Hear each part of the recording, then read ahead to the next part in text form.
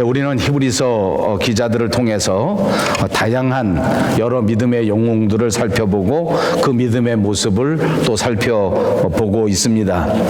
그리고 여기 나오는 모든 믿음의 선진들이 우리와 똑같은 성정을 가진 사람들이었습니다. 그래서 인간적으로 들여다본다고 하면 이 사람들에게도 부족한 점들이 있었고 또 이 사람들에게도 약점이 있었습니다. 또 당연히 그들에게도 삶의 허물이 있었습니다. 그럼에도 불구하고 오늘 이 사람들이 우리에게 이렇게 믿음의 조상으로서 믿음의 위인으로서 당당히 성경에 기록되어 후세들에게 전해지고 있는데 그 이유가 과연 무엇일까 하는 것을 우리는 다시 한번 생각해 봅니다. 그 이유는 의외로 아주 간단합니다. 이 모든 사람들이 출신 배경과 그 성품 또는 그 교육의 정도 이런 것들이 아닌 오직 한 가지 믿음 때문에 이 사람들이 오늘 우리들에게 이렇게 전해지고 있고 이 사람들의 믿음 때문에 오늘 히브리서에 이렇게 기록되고 있다 하는 것을 발견할 수가 있습니다. 그렇습니다. 우리도 세상에 살아가면서 인간이기 때문에 땅에 두 발을 딛고 사는 삶의 현장에서 언제나 부족함을 발견할 수밖에 없고 우리의 삶의 족적 가운데에는 부끄러운 허물이 있을 수밖에 없습니다. 그러나 우리가 믿음을 가지고 하나님 앞에 나아갈 때 하나님께서는 우리의 과거를 묻지 아니하시고 우리의 과거의 죄악들을 들추어내지 아니하시고 우리의 잘못을 탓하지 아니하시는 것을 꼭 아시기 바랍니다. 우리의 부족함과 우리의 허물과 우리의 죄악된 것들을 다 드러내지도 아니하십니다. 하나님은 오직 우리의 믿음을 보시고 우리의 믿음을 기뻐하시면서 우리를 믿음의 사람으로 인정해 주시는 줄로 믿습니다. 이런 믿음의 사람들이 다 되시기를 주님의 이름으로 축복합니다. 이제 오늘은 기생 라합에 대한 이야기입니다.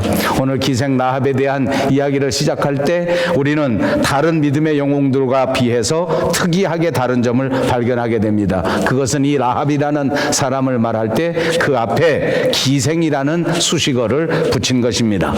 다른 믿음의 영웅들은 우리가 살펴볼 때에 그 앞에 다른 수식어가 없었습니다. 다시 말하면 믿음으로 족장 아브라함은 이렇게 기록한 적이 없지 않습니까? 노아도 그랬고 야곱도 그랬습니다. 이름을 말했었는데 오늘 라합에 대해서 이야기할 때에는 전혀 다르게 기생 라합이었다라는 사실을 밝히고 있는 것입니다.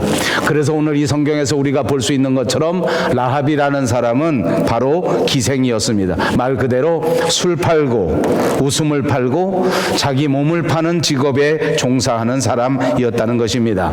그래서 우리가 아무리 접어놓고 생각한다 할지라도 인간적으로 본다고 하면 아주 보잘것없는 비천한 신분의 사람이라는 것을 한마디에 알 수 있다는 말입니다. 그럼에도 불구하고 이 라합의 이름이 이렇게 별같이 위대한 신앙의 위인들 사이에 당당하게 들어가 있다는 것도 살펴볼 수가 있습니다. 오늘 이 라합의 이야기는 구약 성경 여호수아서 2장에 등장하는 내용입니다. 출애굽해서 애굽의 땅을 탈출한 이스라엘 백성들이 하나님이 약속하신 젖과 꿀이 흐르는 그 가나안 땅에 들어가려고 하면 여러 가지 통과해야 할 관문들이 많이 있었습니다. 그 첫 번째가 우리가 지난주에 생각해 보았던 난공불락의 성 여리고 성이었습니다. 이 여리고 성을 정복하는 것이 이스라엘 민족 앞에 놓여져 있는 큰 난관 가운데 하나였단 말입니다. 이스라엘의 지도자였던 여호수아는 어떻게 이 여리고성을 넘을 것인가, 어떻게 이 여리고성을 극복하고 하나님이 약속하신 그 땅에 들어갈 수 있을 것인가 하는 것을 생각하면서 이 여리고성의 형편을 탐지해 보기를 원했습니다. 그래서 여리고성을 탐지할 목적으로 2명의 정탐꾼을 선택해서 이 사람들을 여리고성 안에 들여보냈습니다. 정탐꾼이 들어가서 여리고성 안에 형편을 살펴보기 위해서 숨을 곳이 필요했는데 이 정탐꾼들이 들어가서 숨어 유숙한 곳이 바로 이 기생 라합의 집이었다는 것입니다. 옛날이나 지금이나 이것은 비슷한 것 같습니다. 아마 그 성에 들어가서 어느 도시에 들어가서 숨어서 그 형편을 살펴보기에는 아마 술집 또는 이 기생의 집 이런 것들이 쉬운 장소였다고 볼 수가 있는 것입니다. 그러나 또 이렇게 쉽게 그곳에 접근해서 숨어 있지만 또 군사들이 또는 경찰들이 가장 먼저 살피는 곳도 바로 이 기생들이 모여 있는 곳, 술집이 모여 있는 곳 그렇습니다. 그러니까 이 여리고성에 정탐하러 들어간 정탐꾼들은 기생 라합의 집에 숨었고 군사들은 이 정탐꾼들을 조사하기 위해서 기생 라합의 집에 들이닥치게 된 것입니다. 라합은 이런 엄중한 상황 속에서 이스라엘 정탐꾼들을 자기 집의 지붕 위에 숨겨주었습니다. 다시 말하면 발각되게 되면 완전히 목숨을 잃어버릴 수밖에 없는 절대절명의 위기 속에서 용기를 갖고 이스라엘 정탐꾼들을 지붕 위에 숨겨주었다는 것입니다. 그리고는 정작 그 정탐꾼들을 찾는 군사들에게는 어디로 사라져버렸다고 거짓말을 하게 된 것입니다. 자, 이제 상황이 정리되고 지붕에 숨었던 정탐꾼들이 내려와서 라합과 대화를 나눕니다. 그러면서 라합이 그 정탐꾼들에게 말할 때 성경의 기록에 보니까 이렇게 말합니다. 내가 목숨을 걸고 너희를 이렇게 살려주었으니 내가 너희를 선대하였으니 너희도 우리 집안을 반드시 선대해 주어야 된다. 그리고 나중에 우리를 선대해 주겠다고 하는 확실한 약속을 내게 해야 되겠다. 확실한 증표를 내라. 이렇게 말한 것입니다. 정탐꾼들은 이 기생 라합에게 이렇게 대답합니다. 내가 비밀을 누설하지 않는다면 하나님이 이 땅을 우리에게 주실 그때에 내가 잊지 않고 너를 선대해 주겠다 하고 약속한 것입니다. 재밌지 않습니까? 기생 라합은 목숨을 걸고 이 정탐꾼들을 구해주고 이 정탐꾼들은 군사들이 무서워서 벌벌 떨면서 지붕 위에 겨우 숨어서 상황을 살펴보는 처지에 있는데도 불구하고 내려와서 하나님이 이 땅을 우리에게 주실 것인데 하나님이 이 땅의 주인이 되게 만들어 주실 것인데 그때가 되면 내가 이 신세를 갚으리라. 그때가 되면 내가 분명히 내게 되돌려 주리라. 이렇게 약속하는 것입니다. 사람이 신세를 지고 또 신세를 갚는 일은 결코 쉬운 일이 아닙니다.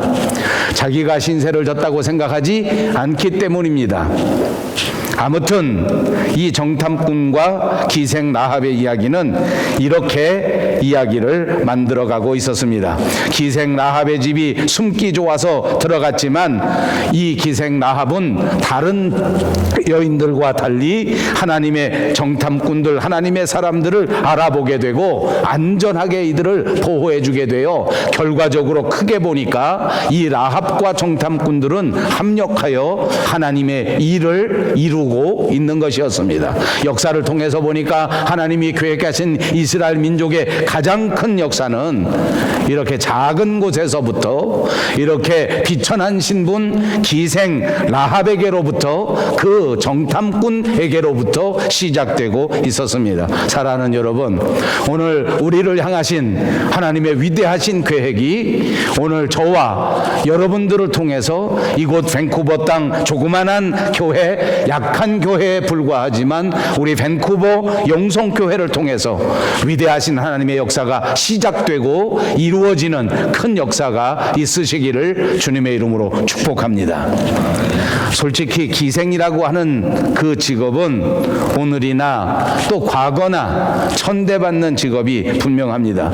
그런데 이렇게 천대받을 수밖에 없는 직업을 가졌던 기생 라합이 하나님을 만났을 때, 하나님을 향한 믿음을 가졌을 때 그 인생은 완전히 달라지게 된 것입니다. 그녀는 이제 변하여 새 사람이 되고 그녀는 이제 세상 사람들이 다 존경하며 우러러볼 수 있는 다윗의 조상이 되었고 그의 핏줄에서 예수님, 바로 그 메시아가 탄생되게 되었습니다.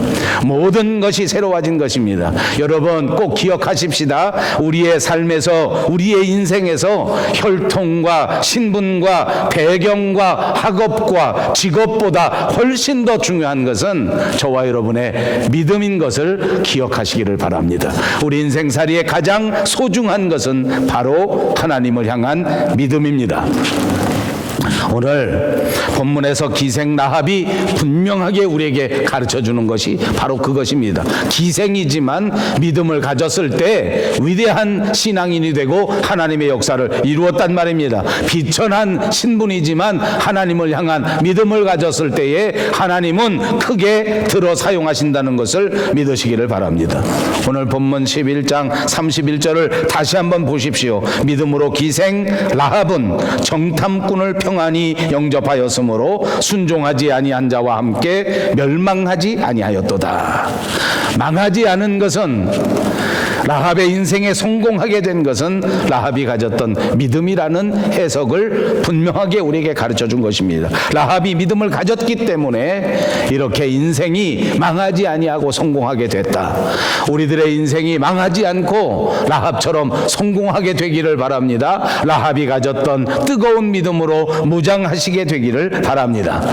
여기에도 의문점은 있습니다. 왜냐하면 이스라엘 사람들은 본래부터 하나님을 알고 있었던 사람들이고 본래부터 믿음을 전수받았던 민족들이 분명한데, 기생 라합은 여리고성에 살고 있는 여자였고 이방인의 여자였는데 이 여자가 어떻게 믿음을 가질 수가 있었을까?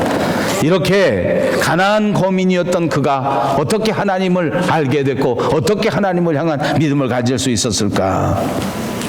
구약성경 여호수아서에 보니까 2장 10절에 라합의 이야기가 나오는데, 이는 너희가 애굽에서 나올 때 여호와께서 너희 앞에서 홍해 물을 마르게 하신 일과 너희가 요단 저편에 있는 아모리 사람의 주 왕 시혼과 옥에게 행한 일, 곧 그들을 전멸시킨 일을 우리가 들었음이라. 이렇게 말한 적이 있습니다.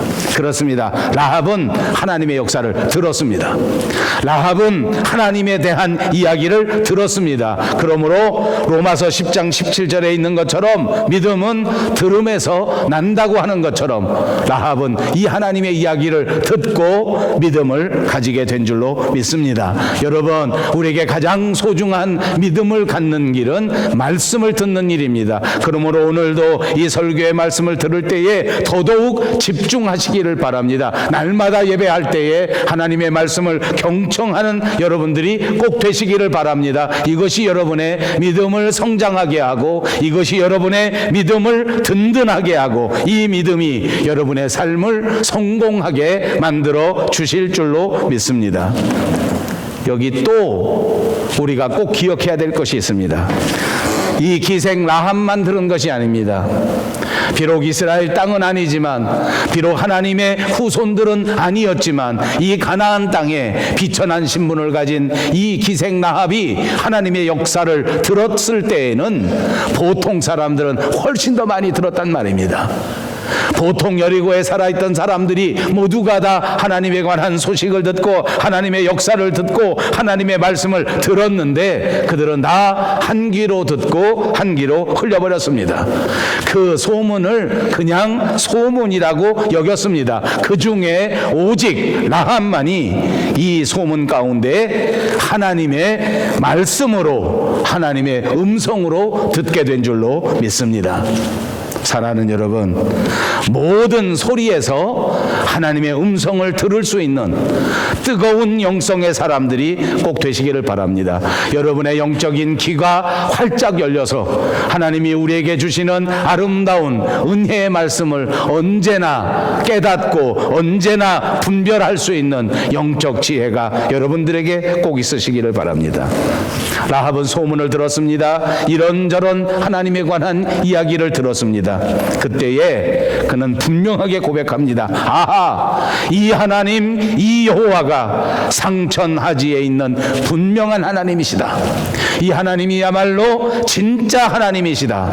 라합은 이렇게 결론을 내렸습니다. 라합은 이렇게 받아들였습니다. 하나님이야말로 진짜다. 하나님이 나를 구원하실 것이다. 그러므로 하나님께 가는 것이 중요하다. 나는 이제부터 하나님 앞으로 간다. 나는 이제부터 하나님의 말씀으로 산다. 나는 이제부터 하나님의 자녀가 될 것이다. 아멘. 아멘, 할렐루야. 이것이 정말 중요합니다. 하나님이 진짜다. 나는 정말 하나님의 말씀을 붙들고 산다. 여러분, 입으로 한번 해보십시다. 나는 진짜 하나님의 말씀을 붙들고 산다.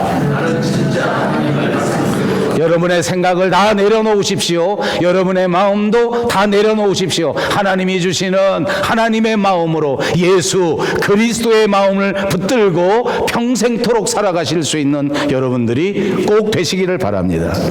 기생 라합의 집이 구원을 받는 표식이 있었습니다. 그것은 자기 집에다가 빨간 줄을 걸어놓는 것입니다.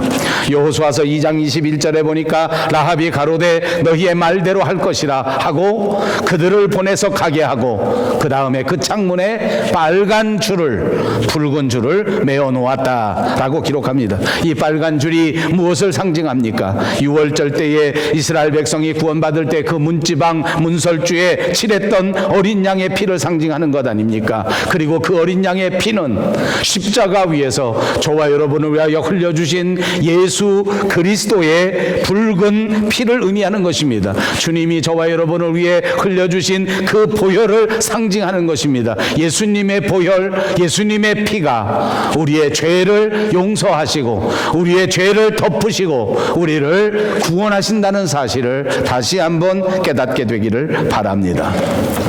여리고성에 살던 기생 라합은 여리고성이 멸망하는 그 위기의 순간에 그는 하나님을 알게 되는 일생일대의 귀한 기회로 삼게 된 것입니다. 모두가 망할 수밖에 없는 멸망의 시점에서 그는 하나님의 복음을 깨닫고 예수님을 영접하는 위대한 구원의 기회를 만나게 되었다는 말입니다. 이것이 우리에게 주는 교훈이 있습니다. 혹시 오늘의 삶을 살아가는 삶의 현장 속에서 우리도 위기를 만나는 때가 있기 때문입니다. 때로는 살아가면서 원치 않는 삶의 위기가 닥쳐올 때가 있습니다. 때로는 살아가면서 건강에 위기를 만나는 경우가 있습니다. 때로는 열심히 땀 흘려 노력하지만 우리의 사업에 위기가 닥쳐올 때도 있습니다. 자녀들의 문제 때문에 위기가 닥쳐오기도 합니다. 때로는 교회 생활하면서 인간관계 때문에 위기가 닥쳐오기도 합니다. 사랑하는 여러분, 이 위기의 순간을 다시 하나님을 만날 수 있는 구원의 순간으로 만드시는 여러분들이 꼭 되시기를 바랍니다. 건강이 나빠졌을 이때에 라합처럼 다시 한번 하나님을 만나고 다시 한번 하나님의 은혜를 체험하는 기회로 만드시라는 말입니다. 사업의 위기가 왔을 때 전심으로 하나님 앞에 엎드리십시오. 문제가 생겼을 때 인간관계, 자녀관계, 부부관계 위기가 닥쳐왔을 그 순간에 엎드려 하나님 앞에 뜨겁게 기도하면서 이 위기의 순간을 하나님을 만날 수 있는 기회로 삼으시기 바랍니다. 믿음으로 기생 라합은 이 정탐꾼을 평안히 영접했기 때문에 나중에 순종하지 않은 자들과 더불어 함께 망하지 않는 성공의 인생이 되었다는 것입니다. 우리 모두는 이 세상에 태어나 죄인으로 태어났습니다. 원죄를 가지고 태어났을 뿐만 아니라 세상에서 우리를 넘어뜨리려고 하는 어둠의 세력에 날마다 속고 날마다 흔들리면서 마귀한테 당하면서 또다시 죄를 짓고 어렵게 살고 있는 것입니다. 마치 우리의 삶은 여리고성에서 살던 사람들이 염려와 두려움 속에 빠져 부끄러워하면서 살아갔던 그 삶의 모습과 다르지 않습니다. 사람들은 자기 스스로가 죄인인지도 알지 못합니다. 그리고는 도대체 어떻게 해서 이 모든 문제를 해결할 수 있을 것인가 라는 생각은 해보지도 못한 채 세상적인 방법으로 어떻게든지 행복하게 살아보려고 땀을 흘려서 노력하고 있는 형편입니다. 그런데 여러분, 오늘 다시 한번 이 말씀 속에서 생각해 볼 수 있는 것은 우리 마음이, 우리 인생이 본래 죄인이요 본래 악하기 때문에 우리 스스로는 절대로 선을 행할 수가 없습니다.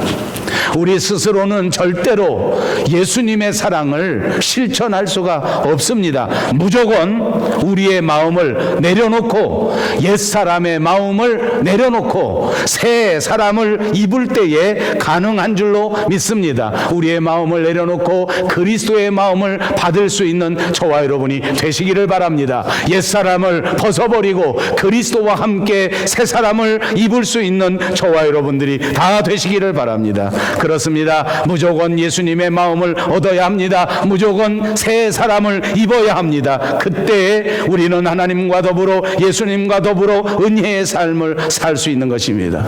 기생 라합은 여리고에 살았습니다. 날마다 벌어지는 모든 어둠과 모든 죄악 때문에 도저히 이렇게 살아가서는 안 되겠다, 이렇게 사는 것은 참다운 인생이 아니다 하는 것을 결정하고 난 다음에 이 죄악의 성에서 벗어나기를 기대하고 있었습니다. 어떻게 하면 이 죄에서 벗어날 수 있을까? 어떻게 하면 이 어둠의 세력에서부터 벗어날 수 있을까? 어떻게 하면 이런 인생 속에서 하나님의 말씀대로 살아갈 수 있을까? 날마다 생각하고 날마다 고심하고 날마다 기도하다가 그는 드디어 정탐꾼을 만날 수 있게 된 것입니다. 그는 드디어 새 사람을 입고 하나님의 사람들을 선대할 수 있게 된 줄로 믿습니다. 그는 마음을 바꾸었기 때문에 행복을 얻게 된 것입니다. 옛사람을 벗어버렸기에 그는 새로운 삶을 얻게 된 줄로 믿습니다. 그것 때문에 그 기생 라합은 구원을 얻게 된 것입니다. 똑같습니다. 하나님은 오늘 저와 여러분에게 우리가 얼마나 선한 일을 많이 했는가, 우리가 얼마나 더 멋진 봉사를 했는가, 우리가 얼마나 더 교회를 많이 나왔는가 하는 것을 묻고 그런 것을 따지시는 분이 아닙니다. 우리가 오늘 이 순간 어떤 마음을 가지고 하나님 앞에 서 있는가 하는 것을 보시는 줄 믿습니다.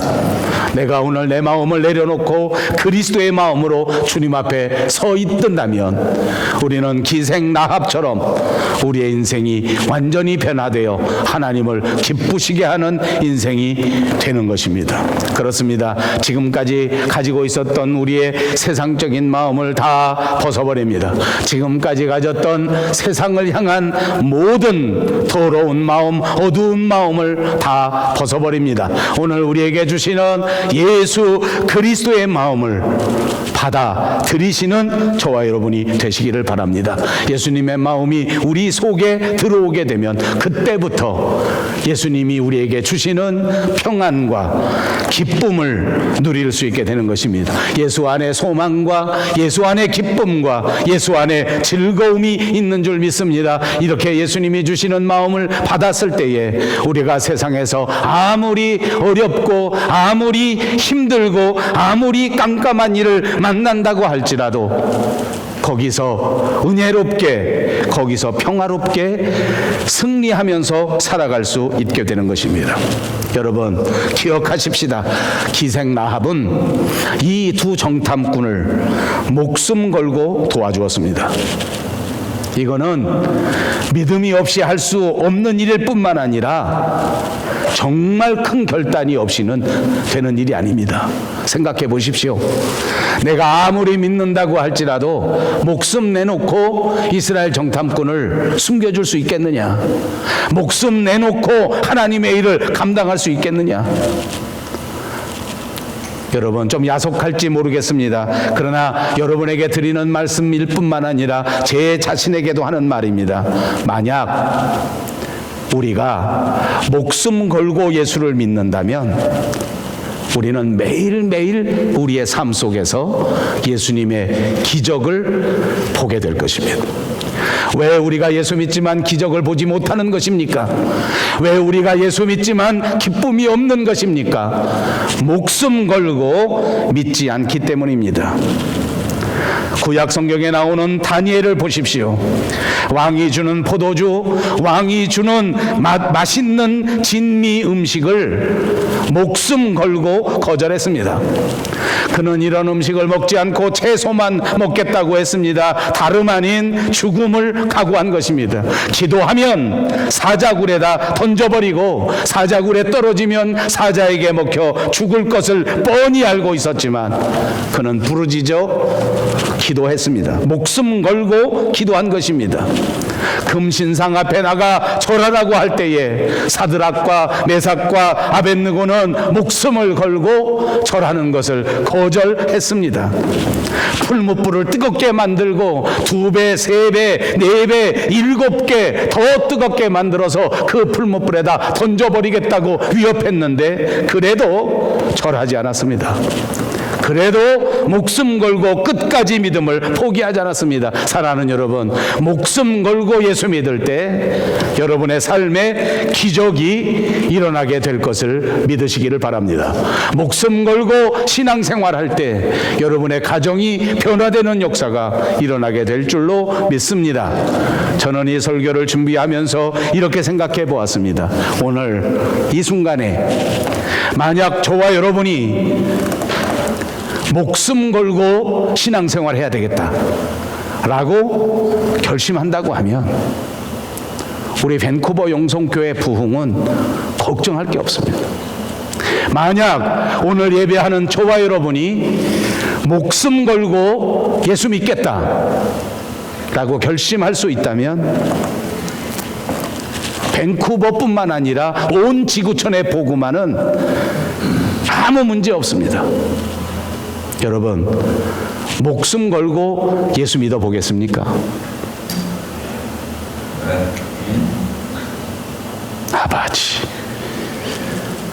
여러분 목숨 걸고 예수 믿어 보겠습니까? 아멘. 응답하신 그대로 되시기를 주님의 이름으로 축복합니다. 쉽지 않습니다. 어렵습니다. 날마다 자기를 쳐서 복종시키지 아니하고는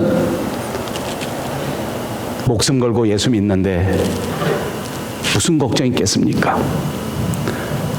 예수 믿는데 목숨 걸기로 했는데 그 다음에 내가 무슨 상관이 있겠어요? 이제 이 믿음만 붙들고 있으면 내일 주님 만나러 가면 빨리 가서 좋고 10년 있다 주님 만난다면 주를 위해서 일하다 가서 좋고 불평할 게 하나도 없어. 원망할 게 하나도 없어요. 저는 엊그제 제 아내와 바쁜 시간 틈을 내서 중국에서 온 선교사님을 만나 식사할 수 있는 시간이 있었습니다. 몇 차례 거절하고 몇 차례 만날 수 없었는데 막 집 앞에까지 쫓아와서 이렇게 말씀하시는 바람에 어쩔 수 없이 잠시 만나 식사를 했습니다. 중국에 다녀오시면서 그 선교한 이야기를 쭉 해주는데 정말 부끄러워서 듣지 못할 정도. 요즘 이상하게 중국이 선교사들에 대한 핍박이 훨씬 더 심하답니다. 또 지하 교회에 대한 핍박이 굉장히 많이 심해져서 북경을 비롯한 대도시 상해 같은 데에서도 지하 교회들이 전부 다 해체되고 20명 이상은 모이지 못하게 하기 때문에 1000명 되는 교회가 다시 다 20명씩 나누는 형편이랍니다. 20명씩 나눠서 예배를 인도해야 되니까 갑자기 이 예배 인도자들이 필요하고 갑자기 이 교회를 이끌어갈 지도자들이 필요해서 교회가 정말 큰 위기를 만났는데 나름대로 열심히 한다. 뭐 나중에 제가 기회가 있으면 한번 그분을 초청해서 이야기를 듣고 싶습니다. 정말 이 선교지대에서 벌어지는 일들이 얼마나 은혜로운지 몰라. 그중에 제가 한 가지 뭐 막 이렇게 사진을 보여주고 동영상을 보니까 그 보여주시는 선교사님 전화기 안에는 동영상이 제 눈에 이렇게 봐도 한 30개 40개 있더라고요. 그걸 다 보여줘요. 보이지도 않아요 저는. 근데 그 중에 하나 보니까 머리를 이렇게 짧게 깎았는데 한 7살, 8살쯤 됐어요. 중국 아이가 7살, 8살 됐는데 자기랑 비슷한 6살, 5살, 7살 이런 애들을 쭉 모아놓고 성경책을 꺼내놓고 성경을 가르치는 거예요. 7살짜리요. 그 들어보니까 이 중국에는 어른들에게 선교하고 전도하는 것도 아주 엄격하게 금하고 있는데 어린아이 18세 밑에 전도했다가는 그냥 잡아가서 그건 총살이라는 거예요. 애들한테 전도는 절대 더 못한다는 거예요. 애들을 잘못 가르치면 안 되니까. 그러니까 그 북경에 있는 어느 선교사님이 묘안을 짜내서 애들한테 가서 복음을 전도 못하니까 내 자식을 가르쳐서 애들을 가르치게 해야 되겠다 해가지고 자기에게 2살, 3살 때부터 성경을 가르쳤다는 거예요. 진짜 그 동영상에 보니까 성경을 읽어. 성경을 읽는지 만화를 읽는지 난 모르겠어, 중국말로 하니까. 근데 어쨌든 막 읽어. 근데 진짜 재밌는 게 뭔지 아세요? 중국이나 한국은 선생님이 애들을 때립니다. 그러니까 얘는 딱 여기 앉았어. 딱 이렇게 앉아있고 앞에 쭉 서 있는 게 뭐라고 호령을 치면서 막 가르쳐. 그러다가 못 외우면 어떻게 해? 손 들고 해야 돼. 그래. 그래서 5살짜리 손 들고 해요. 얼마나 놀랐는지요. 얼마나 놀랐는지. 집에 와서 제 아내하고 한 5번, 6번 읽어봤어요. 막 이렇게 잘려 있더라고. 자꾸 들어보니까 진짜 얘가 성경을 읽는 거예요. 7살짜리가. 성경을 다 외워서 자기 친구들한테 가르치는 거야. 애들 쭉 모아놓고 놀이를 하는 거예요. 성경 말씀으로 놀이를 하는 거예요. 그 부모는 이렇게 목숨 걸고 복음을 전파하고 있어요. 그거 보니까 중국이 복음화 되지 않을 수가 없겠더라고요. 그거 믿습니까? 그거 믿어집니까? 오늘 우리가 목숨 걸고 예수 믿으면 밴쿠버에 새로운 부흥의 역사가 일어납니다. 목숨 걸고 예수 믿으면 담대해지는 거예요. 두려울 일이 없어요. 벌벌 떨 일이 없어요. 믿음이 있으니까 세상을 두려워하지 않습니다. 믿음이 충만하면 세상의 물질을 두려워하지 않습니다. 여리고에 있는 사람들도 무서워하지 않습니다. 그러나 여리고 사람들은 믿음이 없었기 때문에 적군을 바라보면 벌벌 떨고, 적군을 바라보면 간담이 녹아버리고, 적군을 바라보면 정신을 잃어버리게 된 것 아닙니까? 그래서 그들은 실패하고, 그래서 그들은 패할 수밖에 없는 것입니다. 사랑하는 여러분, 우리가 목숨 걸고 믿음을 가진다면 우리는 세상에서 그 누구도 두려워하지 않게 될 줄로 믿습니다. 우리가 목숨 걸고 예수 믿으면 건강도 물질도 세상의 어두운 세력도 두려워하지 않습니다. 예수님만 붙들고 두려워하지 마시고 이런 뜨거운 믿음으로 무장해서 교회를 변화시키고 밴쿠버를 변화시키고 하나님을 기쁘시게 하는 저와 여러분, 우리 교회가 꼭 되시기를 주님의 이름으로 축복합니다. 기도하겠습니다.